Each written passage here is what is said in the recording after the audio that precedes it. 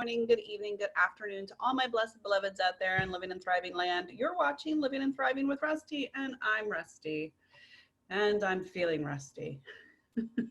My back has been killing me. My knee isn't doing well, so I'm overcompensating, which is just destroying everything.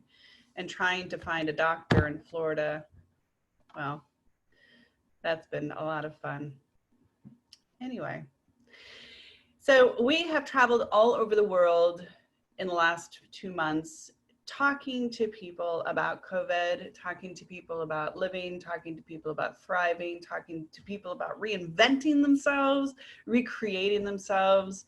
And it has really become such a core part of my being. I'm just super, uber, duper excited about doing this kind of work, and it inspires, motivates, and allows people to have a different perspective, to change their narrative in such a way where people have actually started their own business because of this show, and people are writing books. Speaking of which, I just published one yesterday. This will probably be a month out, but you know, just keep checking the website. You'll see all the books. There's another one coming next month. But this is a great opportunity to really roll up your sleeves and do what it is that you love to do, or figure out something new to do. We never really had the time before to really devote to our own passions. We've always devoted to everybody else, right? And so I'm fully on board, surfing on this rock, living life. It's so beautiful, and everything that's been accomplished, all the people that I've been able to meet all over the world, it's just been amazing. And I hope that it's been amazing for you guys too. Today I have Shelly on. Hi, Shelly. Hi, how are you today? Girl, I woke up ornery. How are you? I woke up. I had a lot going on. You know, my computer don't want to act right today. So welcome to the world. This is the way the world is. And right.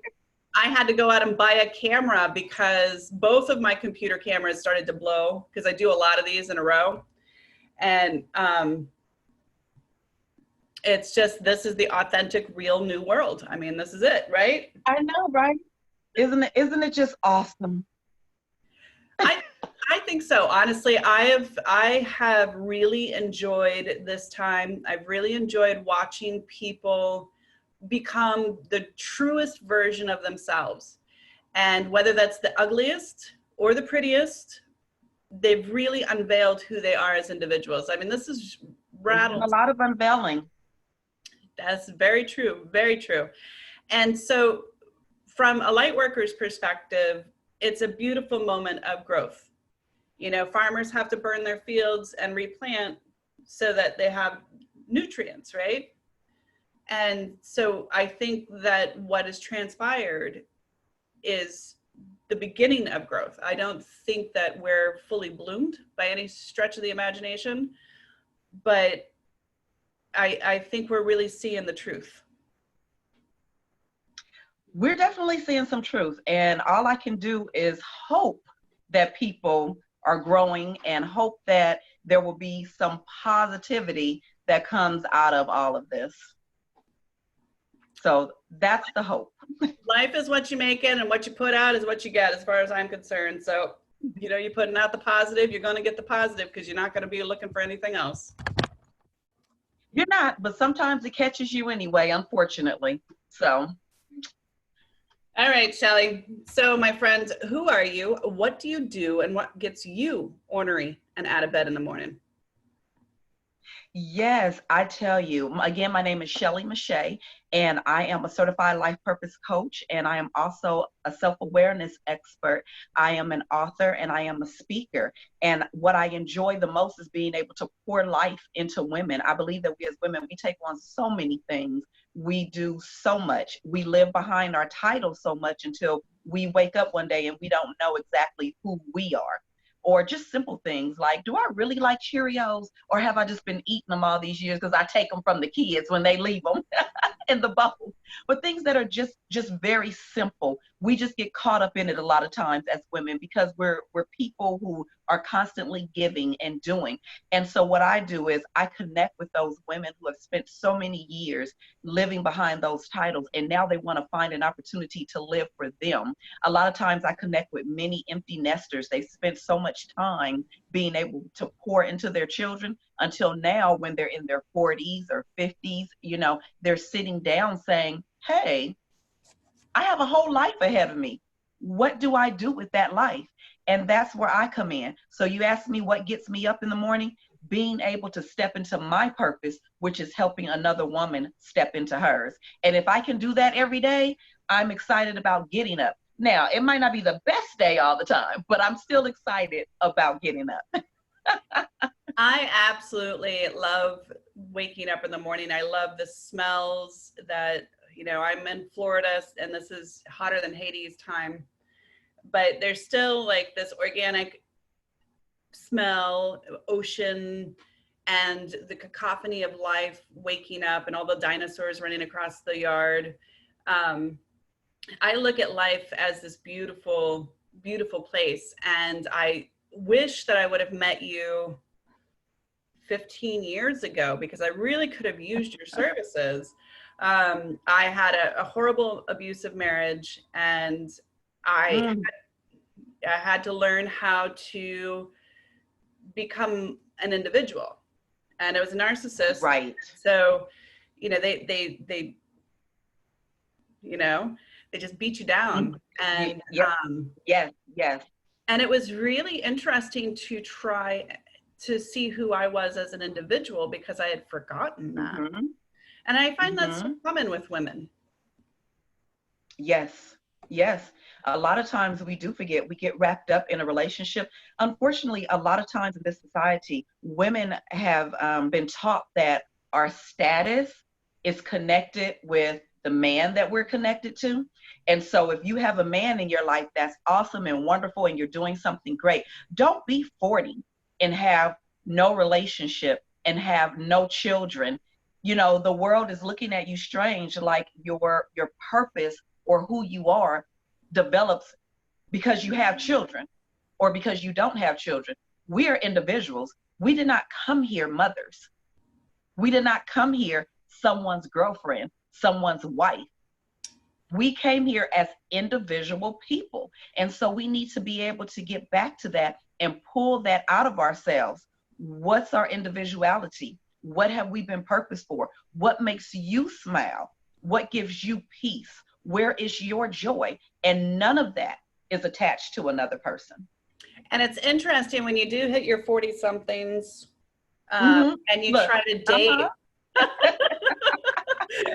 Well, I find that it's really interesting trying to date at this age because most of the people on the dating websites are just, they want to be prisoners. Like they're so creepy and perverted and stalky that that's their goal, right? They want to go to jail. Oh my gosh, that is so funny. Well, that's my experience. I don't know that I'm like a magnet on my forehead that says, please be, hilarious. And then what I find is that when you're a strong woman who's independent and an entrepreneur, and I love to travel, I'll get into my car, throw the dogs in there and be like, deuces, I'm out. And I'm gone for a couple of days. Yeah, I love it. I'm out. And I'm 44 years old, proud to be alive because there've been many times where that was challenged, with a beautiful daughter and 2 amazing dogs, and I'm going to live my life. That's right. But what I've found in the dating world is it's unaccepted. I'm too independent. I'm not emotionally available because I don't answer the text right away. I have a 15-year-old daughter, girl. You know what that's like if you have kids. You got a teenager in the house, they're going to text you 15 times and nope, denied. Yeah, those are the things that get put on us as women. When we know what we want, when we're independent, when we're not sitting around saying, oh, what are you doing? Let me attach myself to you. And again, That is not to say that that is a problem to have a relationship and to be in a healthy, dependable relationship. We should be able to depend on one another. There's a difference between us depending on each other and being codependent upon one another. And so you do have some gentlemen, unfortunately, where if they can't feel as though there's a codependency for them, then we get tagged with the you're too independent. I love being an independent woman, but I depend heavily on my husband, and those two things are possible. I have his back. I'm there for him. He has my back. He's there for me. We are a team. But if he chose to get up this morning and say, Shelly, I am out of here, Shelly is not going to die. Shelly can take care of herself. Shelly can provide for herself. Shelly Shelly knows how to put herself back on pace. You see what I'm saying? I love you, Miss Shelly. He's been packing his bags and calling an Uber. There you go. Because I am not going to lose myself in someone else's decision to not want to be with me. I'm not saying that it wouldn't hurt. I'm not saying I won't go through, trial, emotional, whatever. I'm not going to lose me in someone else. That's not going to happen. And when women decide that, some people decide that that's too independent, and I have to remove myself from those type of people. You and me both, girls. Like, bye, Felicia. Yeah, exactly. I don't have time. Don't have time for that. I need to be with a higher thinking individual, and you're thinking with your reptilian brain, and I already got it. I love it. I'm gonna have to use that. Make a t-shirt. We'll start selling them on the corner. I'm gonna have to use that. I'm holding on to that one. That's a gem right there. I love it. So Shelly, going back to the whole reinventing yourself, recreating yourself, which I think this is an amazing time to do because we have all this time. Yes. I've only rearranged my house 17 times. We got to the place where the only arrangement that I could do left, grammatically correct, anyway, was vertical sleeping. Oh my. So we're done with that. I've written 2 books. Amazing. But this is a great time to really be forward thinking and focused on positivity and getting good with yourself and rolling up your sleeves and being like, yeah. Yes. What are your suggestions for women who are newly out in the world as solopreneurs? Well, first, I like for people to know from the beginning, everyone is not going to feel that same way. I do believe that this is an opportunity and a time for us to really get to know ourselves, to tap into purpose, to find out to find more about ourselves. But everyone is not going to do that. So I don't like to make people who are not there feel bad. Sometimes, and for some people, this moment is just for them to kind of bring it down a little bit. There are some people who right now, the isolation is too much for them. So this isn't the time for you to jump into, what is my purpose? What do I do? Where do I go? This is the time for you to learn how to center yourself, to learn how to get your emotions together. It still goes back to us having an opportunity to get to know who we are. But if you are that woman and you're finding this all brand new for you, and you're saying, no, this is my opportunity to get out there. I am woman, hear me roar. I suggest you do just that. Write down a couple of things that you enjoy doing that perhaps you haven't had the time to do because we're constantly running this rat race. Look at those few things. Look at the things that maybe you said, I'm a little intimidated to do. If you've never worn a bathing suit before, you don't have to start big, but if you've never worn a bathing suit before because you felt like, I have a little roll over here or I have a little cellulite down here, put that bathing suit on. Take a picture of yourself. You don't have to post it. You don't have to do anything, but it's you saying, here I am, and I'm going to accept every part of me, even the roll on the side. Do something that's going to shock you. Do something where you say, I now have the power to step into something I wouldn't have stepped into before. Make that favorite dish that you've never had time to make. Watch a couple of comedies. You're so stressed out, you never have a chance to just sit down. So write down 3 to 4 things that you love and make sure one of them is going to be a shock factor. that's going to put you in the position of power and make you feel like I can do something different. I can do great things, and I don't need permission from anyone to do it. So I say start there. The only permission you need is the permission you give yourself. And Exactly. I think that we are taught at a very early age to undervalue who we are. Definitely.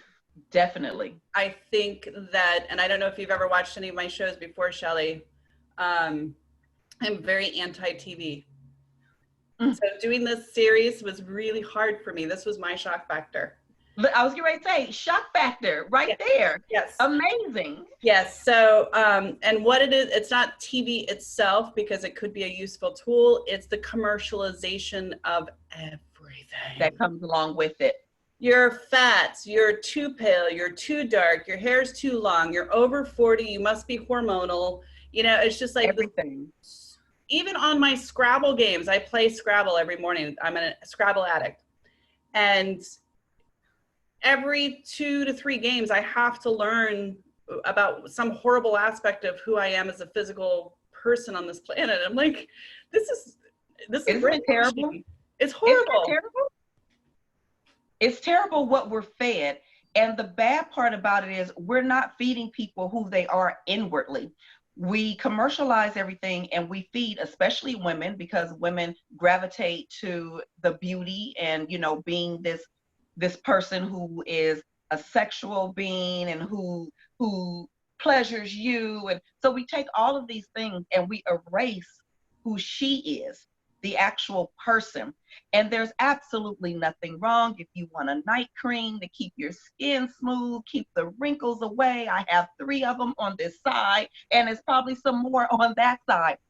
I don't want women to think that there's anything wrong with loving to take care of your outer beauty. I just want us to realize that as time goes on, the outer beauty changes and real beauty illuminates, because the true beauty is who you have developed inwardly. And so there's nothing wrong with your beautiful red lipstick, you know, and your lovely lashes. There's nothing wrong with that.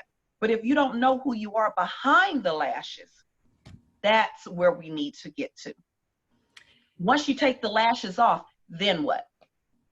I think that it's a very interesting, especially for our generation, because I think you're close to my age. Right there together. Yes, all right, they're good. Twinsies. I think it's really interesting for us, and I grew up in the South, so by the time a woman hit 27, 28, she already had a whole slew of kids, probably on her second marriage, watching As the World Turns. Remember those house coats? Those really... I do. No. I do remember them. One of those. I'll roll over and haunt your ass. Anyway, but that was really the end of what it was to be a woman. Was about 28, 29. You were done. And you did not want to turn 30. You did not want to turn 30. That's like the death. I loved it. I freaking slid in, but I've always been a rebel. I'm a rebel child. But, you know, so what we were raised with environmentally, even in a time period where there was less commercialization, I think our children have it harder with self-esteem than we did. But we didn't have a lot of people, especially women, floating around in their 40s, 50s, 60s, sexy as fuck, you know, being fully authentic and amazing and traveling. No, we didn't see that. There was nothing like that. And so I think our generation has chipped away at some of that, but I also think that we're up against a behemoth for our kids when it comes to self-esteem and understanding. Yes. I think that we miss the balance a lot of times. So I am all for the empowering the 40, 50, 60-year-old woman. You should feel empowered. You should feel beautiful. Your beauty and your worth and your purpose and your love and everything about you did not end at 20. It did not end at 30. You are still this wonderful, amazing woman. So I think we've done a great job of being able to take that and say 40 does not mean that I'm over the hill. I'm ugly. I'm never going to be able to be sexy. That's not what it said. But I think, unfortunately, with the introduction of social media, with the introduction of a lot of streaming, where there was a time when television used to go off, so you couldn't watch television in certain hours, and it didn't come on again, I think, until 6 o'clock. But 6 o'clock was the news, so other television didn't come on, I think, until maybe around 7. I think there were a lot more family friendly television shows and things of that nature. So I think we moved away from a lot of those things. So our children, unfortunately, with the social media era, and with everyone just being able to say whatever they want, do whatever they want, there's no discipline there. And it seems as though the empathy, it just seems to have disappeared a little bit. And so there's a huge challenge that goes on now with us being able to pour into our young girls and combat what they see on television, what they're seeing on social media, how they're interacting. And unfortunately, as much as social distancing is important right now, it will also begin to be a little bit of the breakdown as well, because now our kids will be so isolated that there's no opportunity for us to be able to grow with one another, to interact with one another, to have healthy discussions, to know how to have a disagreement in a healthy way. Now that's even been stripped of them. So it becomes even more important that the home and the parents and us, the moms, that we pour even more into our children, because now the little bit of social things that they had and that would help teach them how to interact with each other is slowly being stripped away. We have a lot of work to do, girl. We always had, girl. We always had. I know all kinds of ancestry behind me going, it ain't over yet, honey. It ain't over. It ain't over. We have work to do. So I think it gets better, but then we drop the ball in some areas. So I think we're constantly raising the bar and saying, hey, here I am. This is what's beauty. It's not dependent on this. And then we're dropping it at the same time, going, do you not feel beautiful? Let me show you 3 different sex moves. We're picking it up, we're putting it down, we're picking it up, and I think it's a constant back and forth.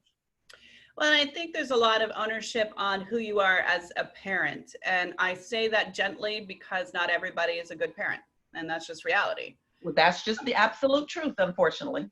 And I think it's a lot of responsibility for those of us who admit and are aware that we're deeply flawed.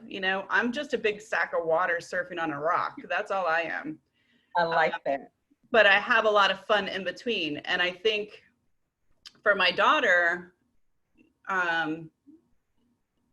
she sees a strong mom who gets through storms and, has fun and is a really chill person. And her father's really angry and uptight and very, there's an image that, and I think for her, she has the best of both worlds.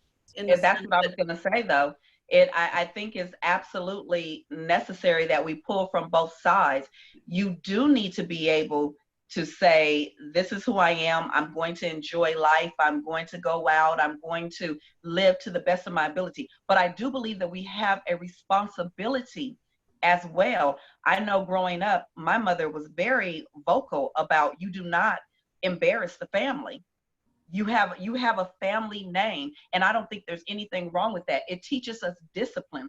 But on the other end, I think that we need to not be so stuck in perpetuating this ideal of what the perfect family is supposed to be, that we get caught in that and we don't know how to be actual real people. Real people are flawed. Real people make mistakes. Real people fall. And so I think there's a good fine line with you understanding discipline and how to carry yourself and how not to act a fool, and then knowing when to act a fool and enjoy it all. Girl, I'm all about acting a fool all day long. I'm good. I'm good. I'm too old to even care anymore. You don't like me? Move on. and I think that we need to be able to be okay with that when people move on. But I think that we can have the best of all of the worlds. I think if you lean too much to one side, it's destructive. But I think if you lean too much to the other side, it's destructive. I think we need pieces. And I think when we do not allow ourselves and our children to have those pieces, then what we've done is we've really taken, in my opinion, the best part of life away.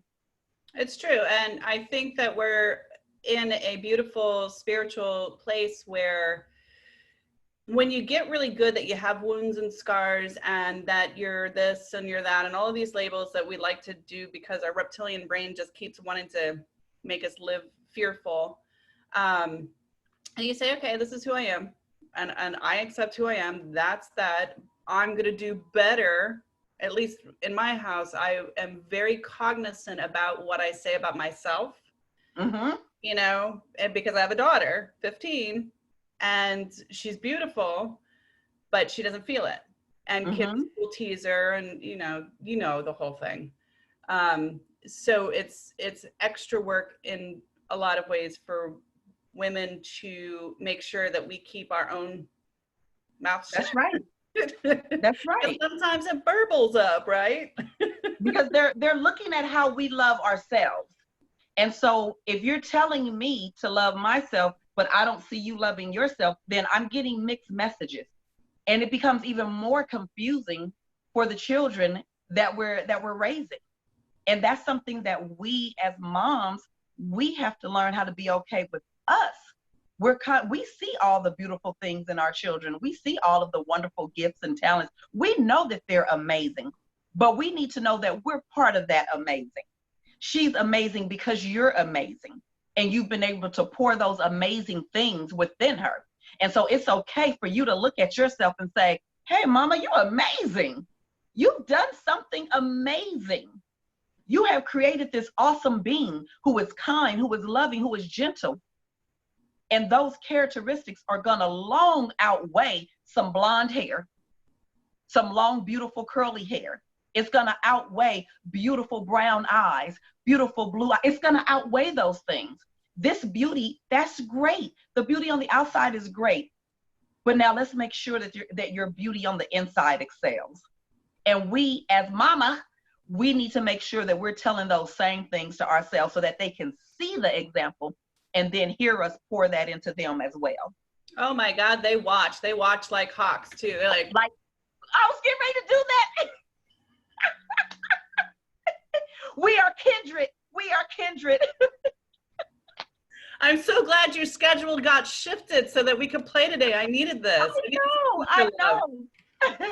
I literally had a meeting right at this time.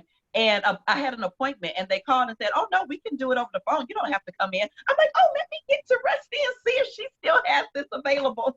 So I'm able to push that up and get on here.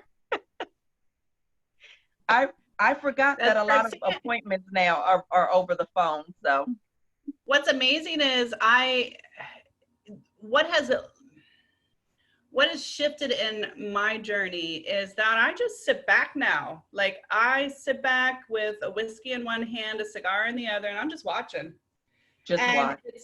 It's so beautiful how the universe lines things up as they're supposed to be lined up. And see, that's another example. You know, you were not even going to be able to be on the show until like late August. Yeah, exactly. Exactly. And so it's beautiful. It's perfect timing. What state are you in, by the way? I'm in California. Oh, good old California. Yes. You guys so today I'm looking out of my window right now, and it's a bit of, it looks like it wants to be sunshine, but it's kind of gloomy a little bit. But I'm okay with those days. I don't like heat. So when I'm able to get like a nice 72 and I can get a little breeze and I can just look out my window and just go, oh, I'm okay. I too agree with the 72, 75. That's really good. I'm in Southern Florida and I think we've been hitting about 98 with a humidity of, oh my God. Yeah, see, that doesn't work for me. I have to stay in and turn the air on. I lived in New England for a long time and I went through ice storms and I busted my ass, literally broke my tailbone on ice and driven off the road. So I'll take. I don't like that either. Yeah, I'll take 3 months of this. I'm good. Yeah, that doesn't sound fun either. No, I'm good. I like to be barefoot. I'm a little hippie child, so you know, I could be in the dirt and gardening and barefoot and I'm good. Oh my goodness. So talk to me about some of the things that you would recommend in regards to really facing yourself. I think women have a hard time looking at themselves in the mirror. I think I wrote a whole book about it, actually. And so my story, between rape, being shot, being beaten almost half to death, Have and mercy. 20 some odd surgeries. And, you know, I have cellulite. I named my rolls, by the way, so that I thought was fun. I got George over here. George is over here. So, and so, you know, there's all these wounds and scars and delicious things of my personal journey. And I'm not alone in any stretch of the imagination. There are millions of people that have gone through things. But when I wrote, I had to literally imagine myself butt naked in the middle of New York City, having hearts and bandages and sew marks on each of my scars and my wounds. Wow. And that is a really ballsy thing to do. Really have to go to each and every wound and heal that. But it's not easy. And it took me 20 years to actually look in the mirror without being really fast, like, you know? So share with us how you would coach through those kinds of issues, because I know I'm not alone. You're not alone. And guess what? In order for me to have been able to coach women through that, I literally had to go through that. That was literally me. My background is of a verbally abusive relationship, but what I didn't know, plus abandonment issues. I come from a single parent home. My mother married when I was 12, but by that time, my thoughts of men and how men interact with women had already been challenged. So my mother married a wonderful man. I had a great stepfather, but at 12, going on 13, it just wasn't, in my opinion, it was just a little too late, in my opinion, to try to develop that father-daughter. So I already had that block. I already had that defense mechanism. Not that I was mean or rude to him or anything, but I already had that. Here's where I am. Here's where you are. Here's how close you can come, because I don't want to be hurt by anyone. I don't want to feel like 1 minute you love me, 1 minute you don't. And he was nothing but gracious and loving and kind. And we had the best relationship that my emotions would allow. So I come from that background, and I like for women to know that, because I like for them to know we're no different. We're no different from one another. I have the emotional scars. I walked through the low self-esteem because I did not know who I was. I wanted someone to tell me that I was pretty. I wanted someone to say, you know, you're the prettiest girl in the world. And I never had that. I didn't get a chance to have that. So I went through a portion of my life looking for that. So if you just smiled at me, you know, oh, I'm ready to throw off clothes. Woo, girl, not that kind of show. Yeah, that's the truth. I'm ready. I'm ready to receive whatever you're going to give me. So it was a battle back and forth with my mother saying, you're this wonderful, great person with all of these attributes, and me having these feelings of not feeling worthy. So it was a constant battle with my emotions. I knew that I was worthy enough, but yet I didn't feel worthy enough. So trying to balance that with a world telling me one thing, and with some men genuinely liking me and some men just wanting to do whatever. It was just a mixture. So that's how my mind was. So when I got involved with a gentleman who was this very kind man, so I thought, very loving man, so I thought. They do that, don't they? Little sneaky squirrels, snakes. Yeah. And when that turned out to be a verbally abusive relationship, then I didn't understand, because at that time, verbal abuse, we weren't talking about that. So in my mind, as long as you weren't putting your hands on me, then I wasn't in a abusive relationship, and you weren't putting your hands on me. But every other way that you can tear me and rip me to shreds and call me every kind of name and tell me how stupid I was. And I already knew I wasn't a stupid woman. I knew that. I'm very well educated, very articulate, and I'm very talented. But those are things that were being stripped away from me. And there was the confusion all over again. It did not dawn on me that I was literally being abused by this person until they slammed me up against the wall. All of a sudden my head was just like, oh, you touched me. Now I'm in fight mode because you literally put your hands on me. But by this time I had been so broken down that I felt that my assertion of going off on you, that was me being powerful. Don't you ever and whatever. That wasn't me being powerful, but it was my power that I knew. It was a circle that I didn't realize that I was going in. And it was just a circle that would continue until one day he would literally throw dirt at me and my eyes would open up.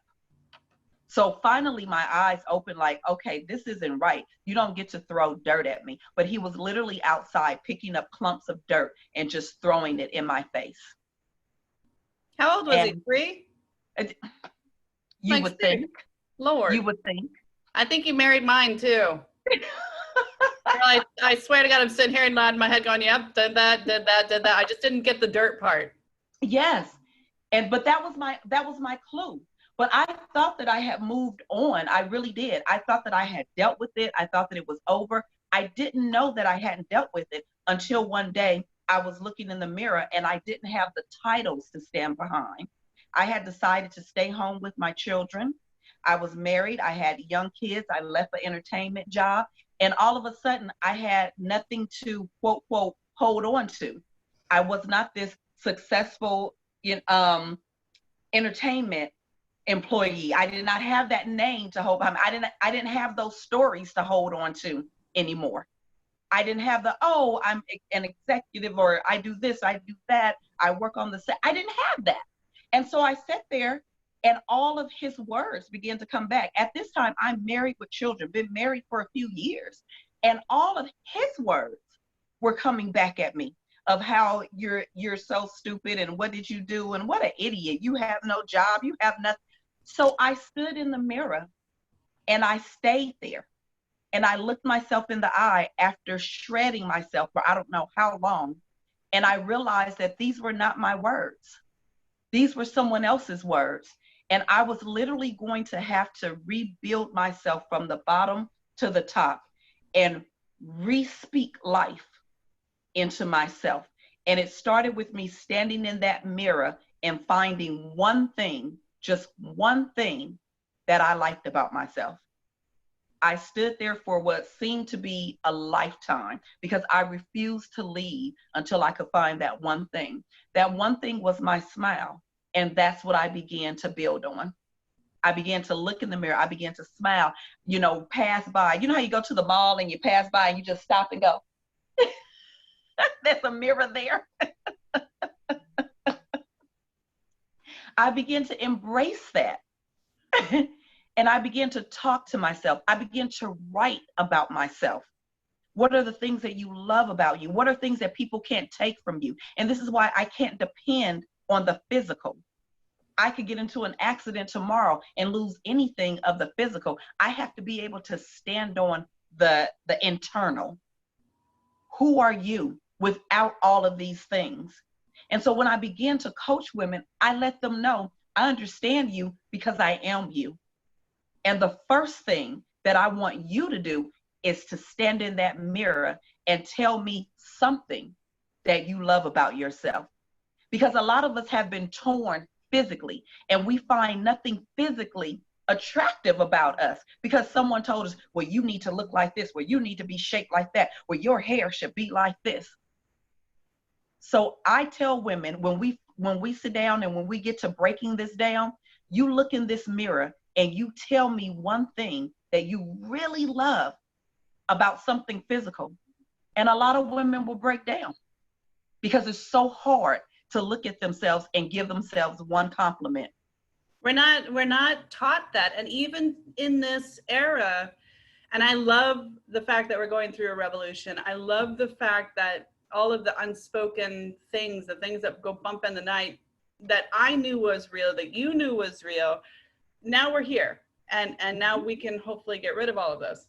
But on top of that, it's also the media, and it's the stuff that we put into ourselves that isn't positive.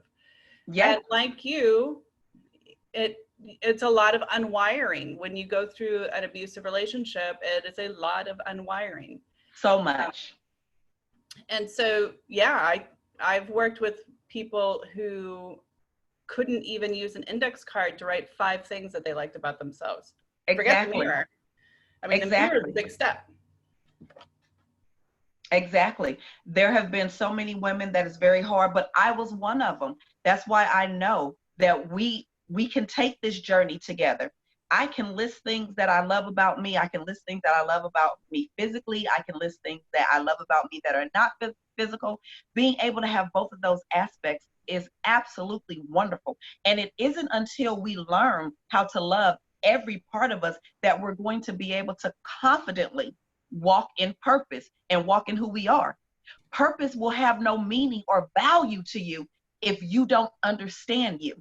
There are many people in life who have purpose and they don't understand their purpose, and they leave this earth feeling like no one cares.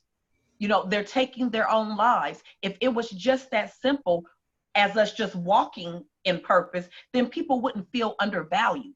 We have to be able to know who we are. We have to be able to speak good things to ourselves no matter what else is going on. This is a daily journey. The world is constantly trying to tell you who you're not. You need to be animate about who you are. You need to fight back word for word. And you need to know this. That's why I encourage women to look at yourself and find one thing. You can come to me and you can say, oh, your teeth are crooked. I'll be like, honey, you a lie. My smile is perfected. Cheese. You a lie. You're my new, I love you. We're going to be talking every week now. Yeah. So Shelly, one of the things that I am very clear about, and I'm trying to be gentle when I say some of the things, because I know this is a very sensitive topic, but I like running. I like going to the gym. I hurt my knee, so I haven't been able to go run. But I like being in the gym. Obviously, we're not doing that. I like working on my body. I like working on my soul. I'm a very deep spiritual person, and meditation is a huge part of my life. But the reason being is, like working my body, I have to work my spiritual side. And I call it spiritual gym. That's pretty easy, right? You go to the spiritual gym. And I don't think women realize that your mind, body, and soul all have to be in balance. Does it make sense? That makes perfect sense. And I don't think people realize that your mind has a gym. You know, my Scrabble, my writing, all of that, that's my mind gym. Things to keep you healthy. And my spiritual gym is huge. And then my physical gym for stress management. And I think we need to advocate more of those things, especially with the young kids. But I don't know how to put it in any other relatable aspect. I mean, you have. I actually love that. I love that you said that. We do need to understand that it's trifold, and a lot of times, if you leave out one, then it becomes a little harder. Can you achieve it? I'm sure you can if you put the practice in. But I am a lover of Christ. I am a believer of Christ. I am a Christian. That is where my spiritual life sits. I love the Lord, and anybody who knows me, they know this. I have to have my relationship with Christ in order for my other relationships and things to work out. I have to be able to find peace there, because in my spiritual relationship, I'm able to understand some things that I may not have been able to understand without the Holy Spirit's guidance. And then I need to be able to understand, how do I care for myself? Sometimes we don't even know how to care for ourselves. And it's okay for us to try 5 different things, 6 different things, 8 different things. You are not stuck to one thing in caring for you. If running doesn't work for you, maybe hot baths work for you. If hot baths doesn't work for you, maybe reading works for you. If that doesn't work for you, maybe having a glass of wine works for you. I don't know what works for you, but what I know is I have to have all aspects. I have to know how to calm my mind. I have to know how to put life back into myself. I have to learn how to physically take care of myself. And that's probably the one I work on the hardest, because I am bad at physically taking care of myself. I need to be walking, skipping, something to keep my body right. But we're all working on something. And then I have to be able to keep my spiritual life right. For me, it's a balance of all of them. Some people don't believe in Christ. What's your spiritual thing that you believe in? You know, I was raised. Everybody believes in something different. But I do believe that your spirit man, when you don't have that right, it can cause fractures in other areas. I was raised in a very diverse religious background, and my spiritual practice is more Buddhist, and I love it. Love, love, love. I love the calming. I love the tranquility of it and the non-judgment. But I am a reverend, so I'm a Universalist reverend. So my whole pathology is understanding all of the religions that I can. I mean, there's 2,500, so that's a lot. It's a lot. A lot of reading. But I still think fundamentally, even if you think that your oak tree is your God, do it. Where do you find, and again, I say everyone has different beliefs. Where is your spirituality connected? Mine is connected to Christ. Yeah. And that's where I find my joy and my peace. And I just think that when we have nothing in there, we have a little fracture someplace else, because we need to be able to go to where our peace is. And we need to be able to connect that to our thoughts. And we need to be able to connect those things to our physical man. I think we need all three, Rustie. I think we need all three. Girl, it's a lot of gym memberships, I'm telling you. But we can do it. We are women. Hear us roar. Baby. I love it. So Shelly, where do we find more information about you? I have to be a needle in a bubble parade, and I apologize, but I am grateful for today. I'm glad that your appointment was rearranged just so that we can have this fun. Yeah, I have enjoyed this. I have enjoyed being able to meet you. You are an absolute delight. But anyone can find me. I'm under my name. I like to make things very simple. My website is Shelly Mechette. It's SHELLEY MECHETTE. It's a lot of E's going on in there, but that's why I keep it simple. You can find my name on Instagram. You can find, that is my website. And then I also have a Facebook group called The Powerful Woman, and we can connect there as well.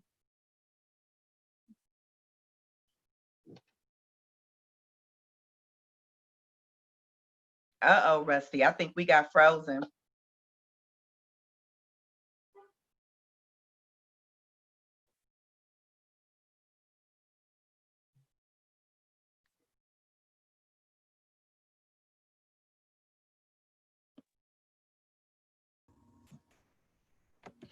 There you are. Shelly, no! I think we froze. So I'll throw that out to the people again. You can find me on my website at shelleymechette.com, and that's SHELLEYMECHETTE. You can also find me on Instagram under my name, same thing. And I have a wonderful Facebook group that we could connect called The Powerful Woman, and we can always connect there as well. But there's a contact on my website, and we can always communicate and keep in touch. And you can also download my free 5 daily happiness habits on my website, because you have to learn how to grab your happy. Girl, I grab it by its lapel. You are a mess, and I love it. I'm a hot mess, and you know what? I'm okay with that because That's right. that's just who I am. You know, I've gotten really good with the fact that I still like to jump in puddles. Isn't it wonderful? Isn't it freeing? I have so much fun. Who says that, at 7, at 10, at 15, I can no longer play in the rain? Cosmo said if you're over 40, you can't wear boyfriend pants anymore. I'm like, bitch, I grew up in the 90s. I wear flannel and boyfriend pants all the time. Hello. They're wrong. They're wrong. That's why I don't buy them. We are here to love this life, find our purpose, and leave a legacy. The time here is short. Let's not make it a time that's not enjoyable. And my big thing is service, be of service. You're not here for any other reason. You're here for 3 reasons. 1, to have fun. 2, to taste experience, because when you get to heaven, you get to explain what it was like. And 3, be of service. Be of service. Be of service. Walk in purpose. Do what God has called you to do. And I really think that we will be much happier people when we can find what we were created to be. Which ironically is my new book that's coming out. It's Do What You Want. Go play in the puddles. Girl, yes. Shelly, you are a delight, and I hope you do not be a stranger. Hit me up anytime you want to chat and just have our time, because let's be sure to connect. This was so great. Yeah, I can see a long-lasting friendship here. I'm so glad that we had a chance to do this. I'm glad I didn't have to wait till August. You know, it's divine timing, so it's supposed to happen when it happens, but look at all the memories we get to make between now and August. You see? Beautiful. Because we're great. Yeah, we're fabulous women. Thank you so much. I have had a wonderful time here, and I look forward to connecting with you soon.